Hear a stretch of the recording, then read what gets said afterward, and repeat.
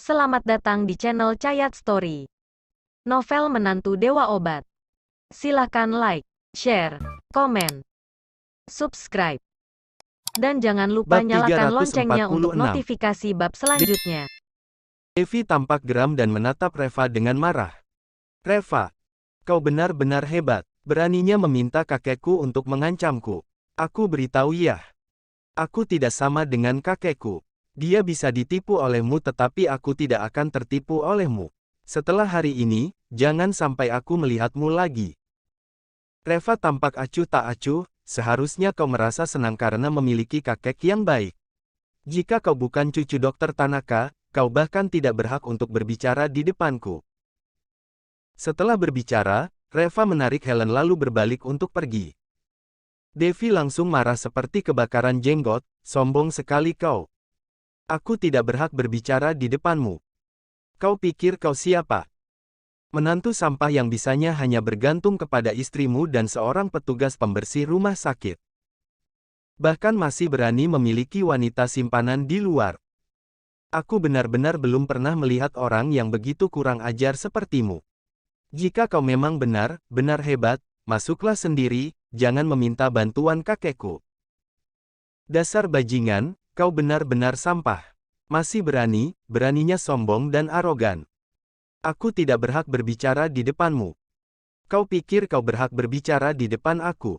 Jika bukan karena kakekku, kau pun bahkan tak punya hak untuk melihat aku. Orang tak berguna, dasar sampah.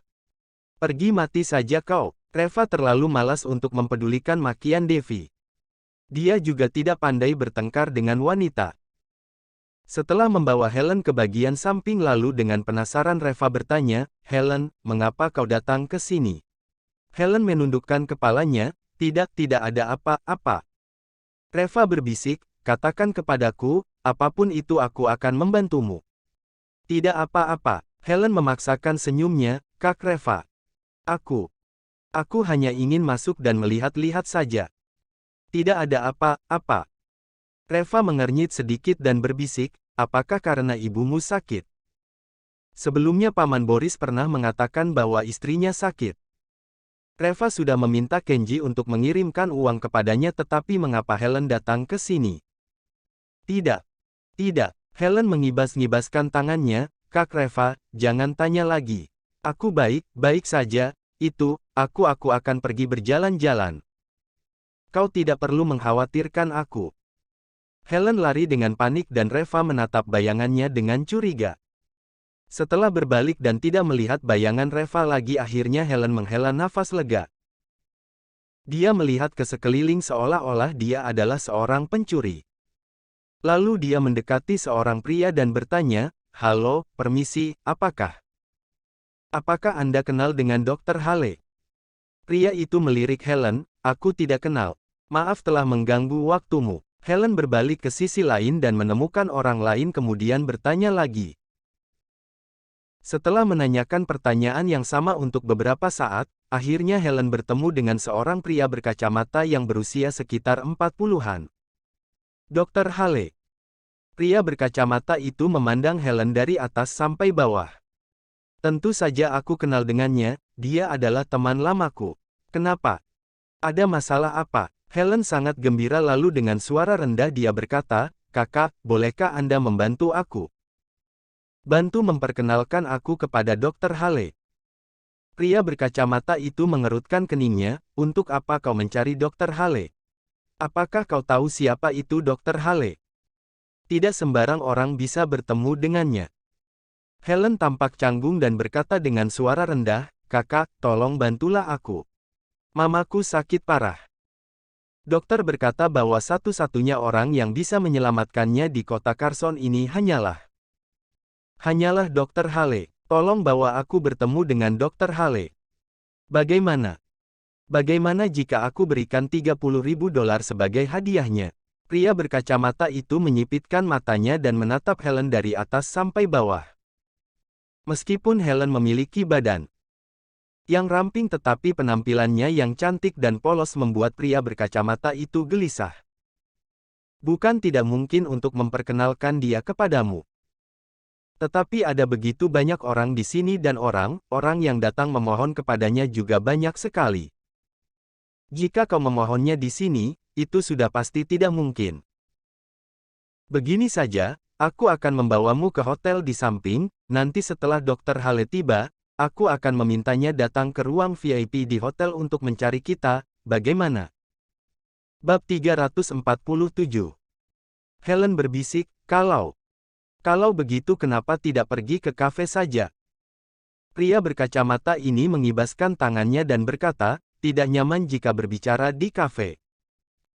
Kamar hotel ada tempat yang paling cocok dan bersifat pribadi, tetapi... Jangan tetapi lagi, ujar pria berkacamata itu dengan tidak sabar, sebenarnya kau ingin menyelamatkan mamamu atau tidak? Jika kau ingin menyelamatkan mamamu maka lakukan saja apa yang aku katakan, Helen tampak ragu sejenak. Meskipun dia ingin menyelamatkan mamanya tetapi dia juga tidak bodoh. Tatapan pria itu kepadanya dan masih berniat membawanya ke kamar hotel menunjukkan bahwa dia punya niat yang tidak baik. Helen lalu berbisik, sudahlah, lupakan saja. Aku akan mencari orang lain. Pria berkacamata itu merasa kesal. Bagaimana mungkin dia akan membiarkan daging yang sudah berada di depan mata pergi begitu saja, berhenti. Biar aku beritahu kepadamu, keluarga aku merupakan teman dari Dr. Hale. Aku bisa meminta Dr. Hale untuk membantu menyelamatkan mamamu tetapi aku juga bisa memintanya untuk tidak perlu menyelamatkan mamamu. Jika kau tidak meminta bantuan kepadaku, tidak ada seorang pun di sini yang dapat membantumu lagi. Kau pilih sendiri saja, bagaimana kau akan memutuskannya. Wajah Helen memerah. Dia benar-benar tidak menyangka bahwa pria ini begitu tidak tahu malu dan sengaja ingin memerasnya. Aku. Melihat ekspresi Helen yang panik itu lalu si pria berkacamata membungkuk lalu sambil tersenyum dia berkata, kau adalah anak yang berbakti. Demi menyelamatkan mamamu bukankah kau harus memberikan sedikit pengorbanan? Jangan khawatir, asalkan kau pergi ke sana denganku, aku akan menjamin mamamu tetap akan aman dan sehat. Sambil berbicara si pria itu diam-diam meletakkan tangannya di pinggang Helen. Helen langsung terkejut. Dengan cepat dia mundur selangkah dan berkata dengan suara gemetar, tidak. Jangan seperti ini. Melihat wajah Helen yang polos membuat si pria berkacamata itu semakin nafsu. Dia langsung meraih tangan Helen dan mengancam dengan suara rendah, jika kau mundur selangkah lagi maka mamamu pasti akan mati. Memangnya kau ingin mamamu mati? Helen merasakan kesedihan di hatinya. Apakah dia benar-benar harus melakukan pengorbanan seperti itu? Dia tampak tak berdaya dan air mata menggenang di matanya. Saat si pria berkacamata melihat ini dia langsung tahu bahwa wanita ini sebentar lagi akan menyerah. Dengan segera dia mendekati Helen dan siap untuk memeluknya. Dan pada saat ini tiba-tiba lehernya menegang. Seluruh badannya seperti diangkat oleh seseorang sebelum dia bisa mengetahui apa yang terjadi, dia sudah terlempar ke samping dan jatuh dengan menyedihkan. Reva yang melakukan penyerangan itu. Dia sebenarnya berjalan di dekat mereka dan mendengarkan apa yang mereka berdua katakan tadi. Helen tidak ingin menyebabkan masalah baginya jadi dia sengaja tidak memberitahunya tentang apa yang terjadi tetapi ketika Reva mengetahui masalah ini, bagaimana mungkin dia bisa mengabaikannya. Dan dalam waktu yang sebentar saja lokasi itu telah menarik perhatian banyak orang lagi. Sekelompok orang langsung berkumpul di sana. Kenapa dia lagi? Orang ini sangat biadab. Dia menghajar orang di mana-mana. Dia angsap apa tempat ini sebenarnya? Orang seperti dia ini adalah orang-orang dari kalangan bawah makanya bisa melakukan hal-hal yang brutal dan kejam seperti itu. Sama sekali tidak menunjukkan sikap seorang gentleman. Acara penting dan mewah seperti ini mengapa bisa mengundang bajingan seperti dia? Semua orang membicarakannya dan menatap Reva dengan penuh penghinaan.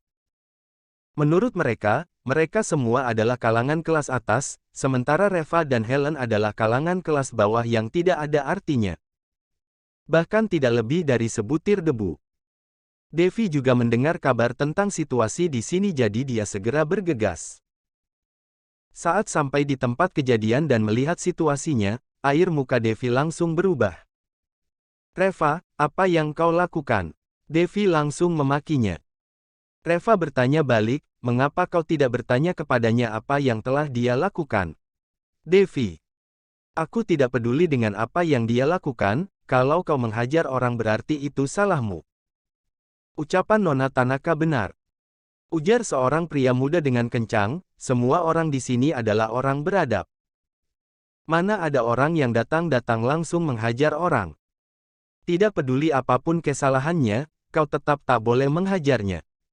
Ini adalah sifat dasar seorang manusia. Kerumunan itu berteriak.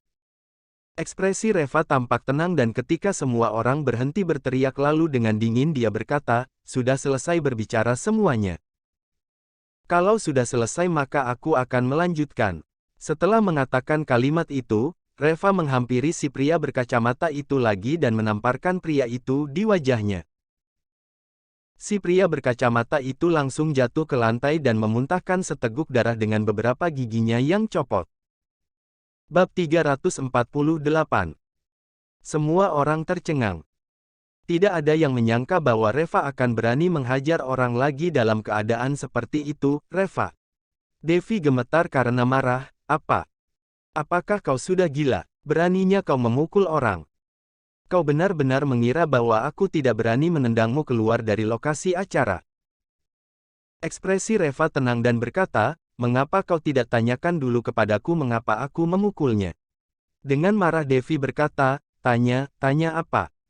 Memangnya masih perlu ditanyakan? Aku katakan sekali lagi, memukul orang itu, kau yang salah. Reva, segera minta maaf kepadanya sekarang. Jika dia mau memaafkanmu maka masalah ini selesai. Reva mengerutkan keningnya. Devi ini benar-benar sombong melihat masalahnya akan membesar, dengan cepat Helen berkata, Nona Tanaka, semua ini salahku. Begini, Aku saja yang meminta maaf kepada pria ini. Pak, aku benar-benar minta maaf. Kau orang yang terhormat jadi tolong.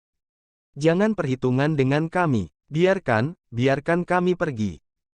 Pria berkacamata itu langsung bangkit dan meraung, tidak mungkin. Aku beritahu kepada kalian, kali ini aku tidak akan memaafkanmu. Devi, kau harus memberikan penjelasan yang baik untukku. Kalau tidak, aku akan memberitahu Dr. Hale agar tidak perlu datang ke sini lagi. Tanpa Dr. Hale, aku ingin lihat bagaimana kalian akan menyelenggarakan pertemuan pertukaran medis ini.